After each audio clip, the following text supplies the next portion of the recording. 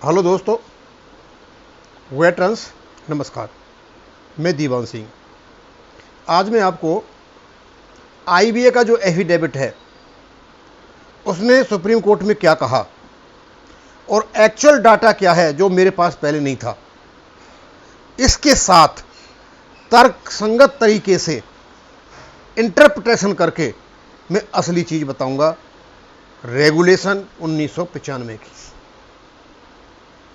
और ये जो कुछ भी है इसे देखने के बाद आप काफी को पता चलेगा कि आपको क्या करना है। और ये पेंशन फंड का जो गीत गाया जाता है, कॉर्पस का जो गीत गाया जाता है, इससे ये मामला भी क्लियर हो जाएगा कि इस गीत का यहां इससे कोई संबंध नहीं है।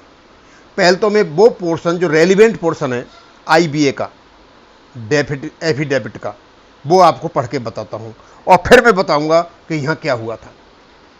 Pension regulations 995 have been notified in the official gazette on 29/9/1995।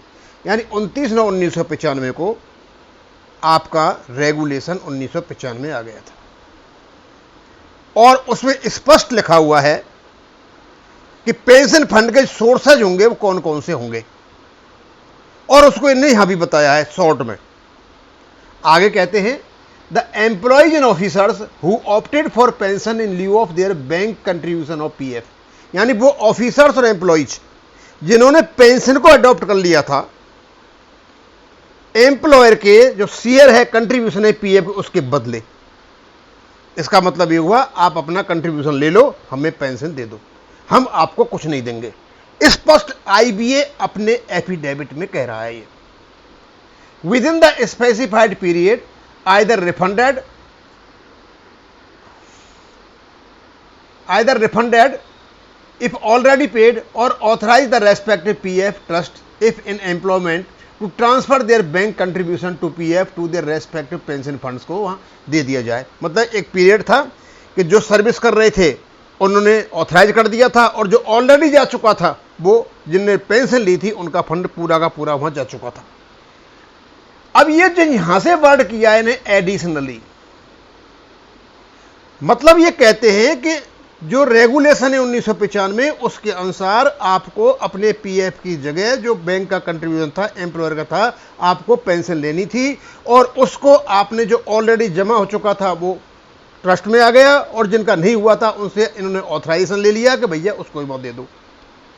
अब Additionally, contribution were also made to the pension fund by the employees and banks। यानी एम्प्लॉयज ने भी इसके अलावा, यानी जो कंट्रीब्यूशन था एम्प्लॉयर का उसके अलावा एम्प्लॉयज ने अपना पैसा दिया। और ये पैसा कौन सा है? 2010 में सेकंड ऑप्शन में बेसिक पे का, रिवाइज्ड बेसिक पे का 2.8% जो काटा गया था, ये उसकी चर्चा कर रहे हैं। और ये जो पैसा काटा गया था, मैंने कल बताया था 47 और 49.5% लोगों से काटा गया था 2010 में। और इसकी वजह से ये बताते हैं ये पेंशन फंड है। भैया तो उससे पहले 49% लोग पेंशन ले चुके थे 2010 से पहले। फर्स्ट ऑप्शन में आपने उनसे पैसा क्यों नहीं लिया? भाई ये पेंशन फंड में जरूरत है जब आप इनसे दो प्रकार का लेते हो। सेकंड ऑप्शन में आप इनसे लेते हो, एक तो जो बैंक का कंट्रीब्यूशन वो भी ले लिया और दूसरा 2.8% गुना 2.8 गुना रिवाइज बेसिक का वो ले लिया आपने। ये जो दोबारा ले लिया आपने, क्या आपका रेगुलेशन 1995 में आपको अलाउड करता है? वहां तो सीधा सीधा लिखा हुआ है केवल और केवल जो बैंक का कंट्रीब्यूशन है वही जाएगा, दूसरा नहीं जाएगा। अब इसको जब हम लिंक करते हैं यहां पे, यानी 2010 में इन्होंने जो पैसा लिया, अब 2010 में आपने पैसा लिया, ले लो, कोई परेशानी नहीं है। लेकिन ये कहो कि ये क्योंकि आप पहले ऑप्शन में चूक गए थे इसलिए आपको पेनल्टी लगाई जाती है।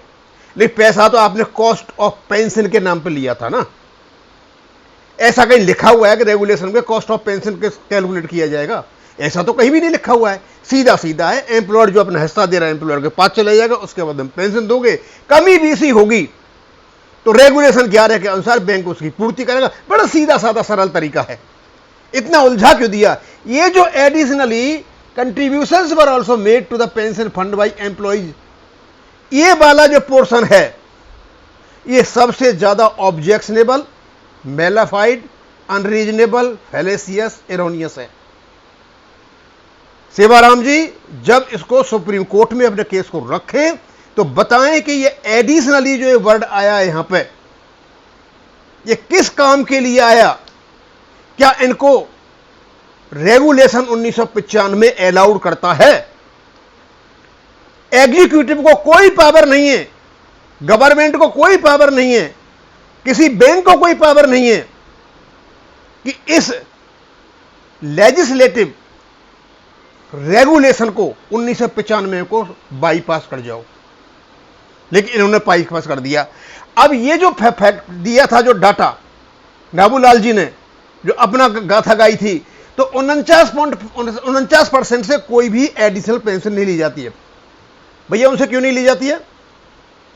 उन्होंने क्या बुरा किया 2010 में लिया, और जो 1995 में लिया तो उन्होंने क्या बुरा किया? और फिर जब 1995 में आप पेंशन रेगुलेशन लेकर के आते हो तो उस समय तो सारे लोग रिटायर भी नहीं हुए होंगे 2010 में।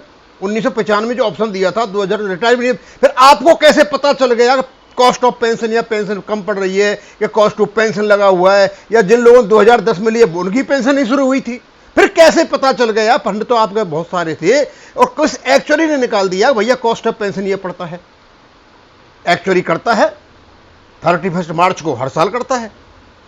ये जो एनोमली है, इस एनोमली को ले जाकर के अपने ग्रुप बनाओ और वकील को बताओ कि ऐसे ऐसे हुआ था और इन लोगों ने हमारा अनलॉफुली पैसा काटा है 2010 में, और इसी पैसे को लेकर के जो इन्होंने दिया है किसमें? अपने एफिडेविट में एडिशनली, यानी 49.5% लोगों से इन्होंने पैसा लिया और बाकी को छोड़ दिया।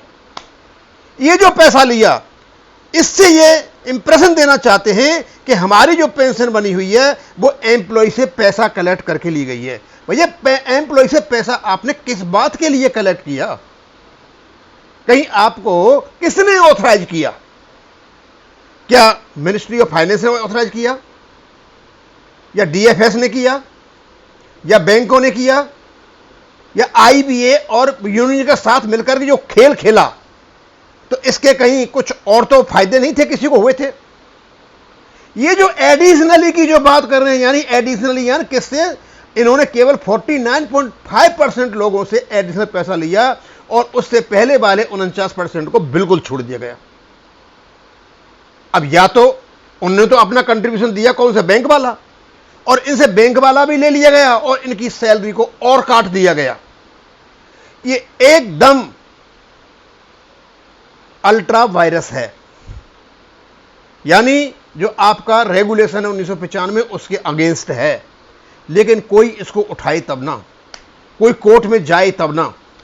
कोर्ट में जाओगे तो इसी को जब कहोगे ये एडिशनल वाला जो है, ये इनका एफिडेविट भी झूठा होगा और इनको यही पता चलेगा कि इन लोगों ने मतलब धोखाधड़ी की है। आईबीए और यूएफबीयू ने मिलकर के ये ले ही नहीं सकते इस पैसे को। ये दे कैन नॉट वायलेट और trespass the area of the regulation 1995 को नहीं ट्रेसपास कर सकते। इन्होंने ट्रेसपास किया है।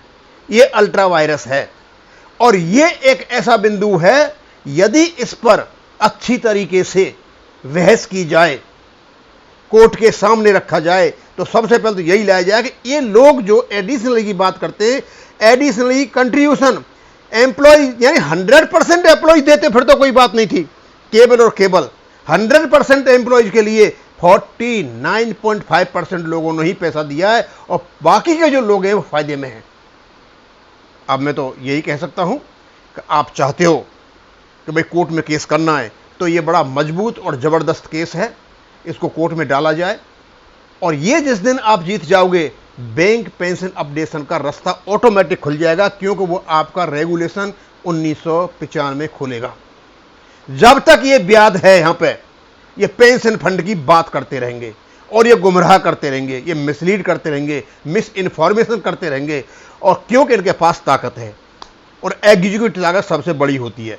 कोई उसके सामने कुछ नहीं कर सकता, सब नतमस्तक रहते हैं उसके लिए। इस एग्जीक्यूटिव पावर को केवल और केवल जुडिशियल पावर ही काबू में ले सकती है और कोई नहीं। अब इसको मैं यहीं खत्म करूंगा। थैंक यू, धन्यवाद।